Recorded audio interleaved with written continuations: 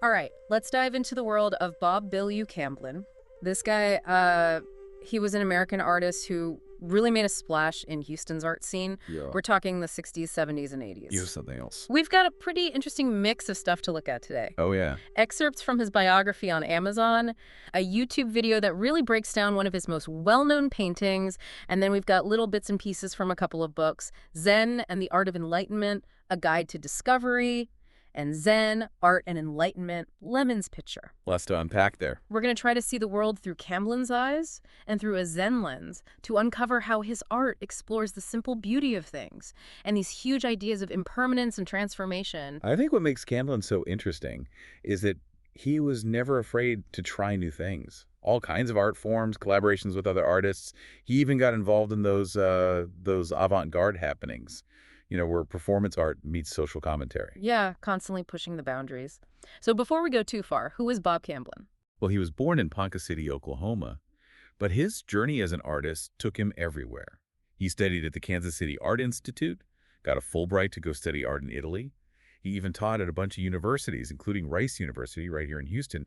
And throughout all of that, he became super interested in Zen philosophy. I can see how that would come through in his work. Very much so. The source material brings up a painting called Lemon's Picture as a perfect example of that Zen influence. Can you take us through that one? Absolutely. Just picture yourself standing in front of Lemon's picture. It's a still life. You've got fruit, maybe some pomegranates, maybe some apples, and a ceramic pitcher. All of that set against this really dark background. Camblin used oil on canvas, and the paint's thick in places, which gives it this amazing texture. I've seen some of his other pieces, and there's almost a roughness to his brush strokes. Is that something we see a lot in his work? You're absolutely right. It's this blend of traditional and contemporary. He takes inspiration from those classic still life ideas, that dramatic lighting you see in Baroque paintings. Mm. But then there's this rawness, this almost unfinished feel to it that feels really modern. I see what you mean. It's this blending of Eastern and Western influences that runs throughout all his work. Okay, so back to Lemon's Picture. The YouTube video mentions the fruit as being mature, but also showing signs of decay. What's happening there? So take a look at the fruit in the painting. What do you see? Any blemishes? Maybe a little bruise on an apple or a pomegranate that's starting to split open? Camblin isn't painting perfect fruit. He's showing this movement from ripeness to decay, this really fleeting moment of perfection. It's intentional. It points to this big concept in Zen, impermanence. Everything's always changing, always in flux. Nothing stays the same. It definitely ties into the whole Zen thing, but why should we care about a bruised apple? What does it mean for us? It's Camblin saying, hey, look, this is life. The fruit, the pitcher, even us, we're all part of this constant cycle of growth, decay, and renewal. It's about accepting that change is inevitable and finding beauty in every stage, even the parts that aren't so perfect. One of the books connects the painting to hexagram 23 from the I Ching Splitting Apart, which focuses on disintegration as necessary step towards new beginnings. What do you think about that connection? That's where Camblin gets really interesting. He's taking this ancient Chinese text, the I Ching, and he's weaving it into his art. He's pushing us to think about decay not just as the end, but as a transformation. It's deeper than it looks on the surface. He's mixing Eastern and Western thought, making us consider different ways of seeing things. He's not just painting pretty pictures, he's making us think. Exactly. And by using these everyday things, fruit, a pitcher, he reminds us that life's biggest lessons often come from the simplest things, even a bruised apple. Maybe it's a reminder to appreciate what we have now, because even that perfect apple is going to rot eventually. Appreciate the present moment. That's it. By embracing that impermanence, that natural cycle, we can find peace and acceptance, even when we face loss or change. That's really interesting. Like, by acknowledging that things are fleeting, we can appreciate them even more while they're here. There's this quote from Zen and the Art of Enlightenment, A Guide to Discovery, that really stuck with me. It calls Camblin's whole approach everyday enlightenment. What do you think that means? It's the idea that enlightenment, it isn't something you have to travel to a monastery to find. It's right here. It's all around us, just waiting to be noticed, discovered in these ordinary moments. Like the way the light hits a pitcher or an apple ripening on a tree. Makes me think of those Zen gardens, with the raked gravel and carefully placed rocks. There's so much beauty and peace and simple stuff like that. Exactly. And you see that same feeling in Camblin's work. He wants us to slow down, pay attention, and appreciate the beauty that's already there in our everyday lives. Like he's saying, open your eyes and really see the world. That's it. One of the things that makes Camblin's work so fascinating is that he's not afraid to explore the strange, even the unsettling. One of the books even mentions his illustrations as being often strange, humorous, and unsettling. There's a playfulness in his work, even a touch of mischief. So you've got an artist deeply rooted in Zen, exploring these huge ideas of impermanence, transformation, finding beauty in ordinary things. But then he throws in this humor and strangeness. How does it all fit together? That's where his genius comes in. Think about those Zen koans, those riddles that are meant to make you question everything you thought you knew.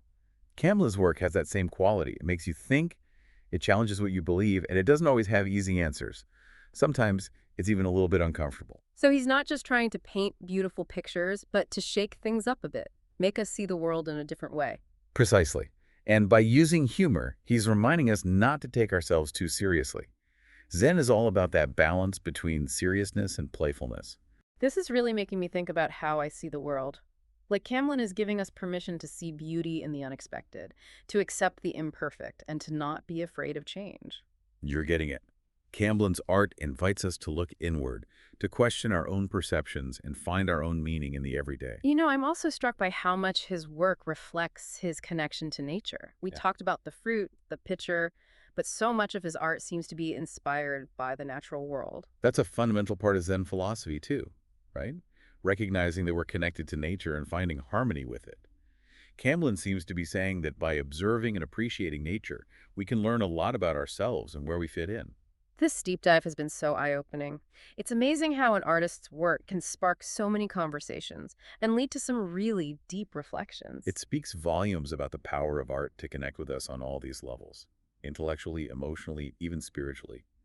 And Camblin's work, with its mix of Eastern and Western influences, really pushes us to think outside the box. So even though he's pulling from specific traditions, his message is for everyone, no matter where they come from. You got it. He's saying we can learn from and appreciate different viewpoints and traditions without losing ourselves in the process. We've focused on Lemon's picture a lot, but I'd love to circle back to it for a moment. It really feels like a key piece for understanding Camblin's vision. What stands out to you the most about that painting? It's that stillness he captures, the beauty in the decay. He's not ignoring the fact that things fall apart, but finding that peace and acceptance in it. Yeah, it's like saying beauty isn't just about perfection. It's about those little marks of time, the signs of a life, a life lived. Exactly. It can be really freeing to think about it that way, especially in a culture where youth and perfection are everything. It reminds me of those Vanitas paintings from the Baroque period, with the skulls and hourglasses, all those reminders of death, like, hey, remember, you're mortal. That's a great comparison. And while Lemon's picture doesn't have those blatant death symbols, it still has that feeling of thinking about how everything is temporary. I'm also struck by how Camblin blends those Eastern and Western ideas. We talked about Zen and the I Ching, but his style also draws on those Western art traditions. That's what makes his work so unique, so engaging. It's like he's making this whole new language of art, one that goes beyond any culture and speaks to something universal inside us. So even though he's using these traditions, his message is really for everyone. Exactly. He's saying we can learn and appreciate different viewpoints and traditions without losing who we are. It's really interesting. As we wrap up this deep dive, it's clear Camblin's art is still so relevant today. In a world that's always changing, often chaotic, his work gives us a sense of hope, a sense of resilience. I totally agree. It reminds us that even with all the uncertainty, there's beauty to be found, meaning to be made, connections to be formed. It's like a call to action, too, encouraging us to be more present, more true to ourselves, and more aligned with what we believe in. I like that. It reminds us we have the power to create the world we want, moment by moment. This deep dive has been so insightful. It's deepened my understanding of Camblin's work, but it's also made me think about how I approach my own life, with more creativity, intention, wonder. How about you? I feel the same. It's a reminder that art isn't just about pretty pictures. It can make us grow, inspire us, and even guide us toward a more fulfilling life. It reminds us that we all have the potential to create something beautiful in our own lives and in the world. Beautifully said. So as we finish our exploration of Bob Camblin, let's take a moment to appreciate how art can inspire us, challenge us, change us, and remind us of all the beauty around us. the meaning, just waiting to be discovered. And to you listening, we encourage you to keep exploring. Find the art that speaks to you and let it guide you on your own beautiful, unique journey. Until next time, keep exploring, keep creating, and keep embracing all the beauty and wonder of this incredible thing we call life.